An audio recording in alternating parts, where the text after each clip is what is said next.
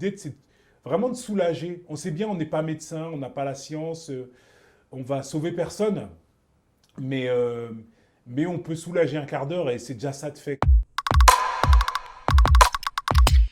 Alors cette photo, c'est au moment de Noël, un jeune garçon qui est malade, et Hélène, ma femme, et moi-même, on est en train de faire la distribution de cadeaux, ce qu'on essaie de faire tous les Noëls, ce qu'on ne fera pas cette année malheureusement, mais ouais, tous les ans, on essaye depuis 15 ans maintenant, on a cet événement. Alors, on a commencé avec l'hôpital Robert Debré. Et maintenant, il y a 70 hôpitaux en France qui le font. C'est au moment de Noël où on essaye de faire des distributions de cadeaux aux enfants qui sont hospitalisés. On essaie de le faire avec des personnalités, que ce soit des chanteurs, des acteurs, des sportifs, des gens en fait qui comptent pour ces enfants-là.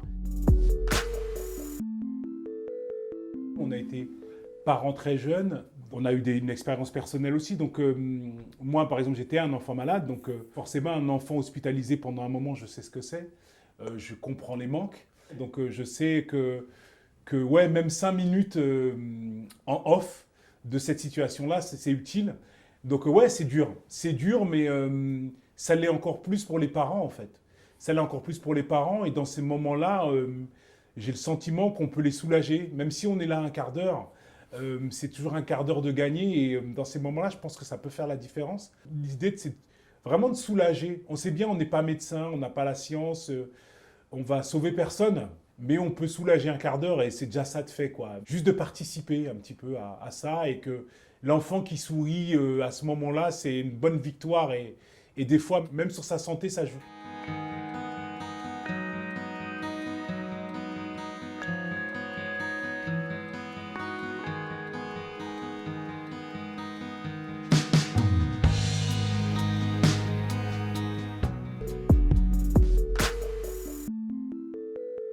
Pour beaucoup, c'est très très lourd et pour beaucoup, ils sont bien down, mais c'est justement là où il faut avoir cette force et le courage et se permettre d'être léger, d'essayer d'aller décrocher un sourire parce que pour beaucoup, ça fait longtemps que c'est pas arrivé. Il y a même des fois, on n'y arrive pas. Hein. Faut dire la vérité, il faut être honnête. Il y a des gens pour qui ce n'est pas possible. Il y a des moments où on n'arrive pas à décrocher ce sourire. Ils sont trop peinés, ils ont trop de douleur. Pour nous, c'est important d'aller essayer, en tout cas, d'aller chercher ce sourire. Mais ce sourire, on va le chercher chez les enfants, mais aussi chez les parents. Mais aussi chez les parents parce que c'est eux qui ont plus de mal à sourire que les enfants.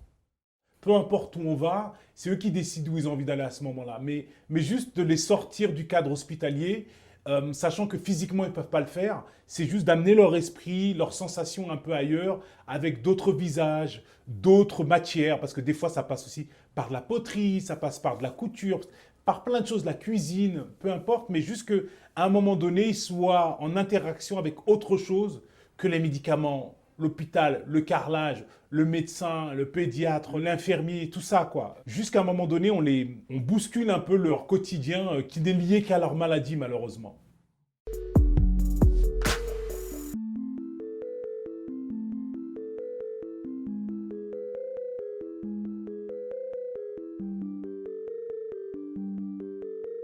Mais c'est de continuer à pouvoir fonctionner, continuer, si possible, à pouvoir s'étendre, parce qu'il y a encore beaucoup d'hôpitaux qu'on pourrait aider, et donc d'avoir, que ce soit du financement, que ce soit des forces vives, des gens, parce que ce qui se passe aujourd'hui, par exemple en province, c'est juste des gens spontanément qui appellent et qui disent est-ce que je peux faire la même chose chez moi? Et donc on les aide à mettre ça en place. Toute bonne volonté est bienvenue, en fait.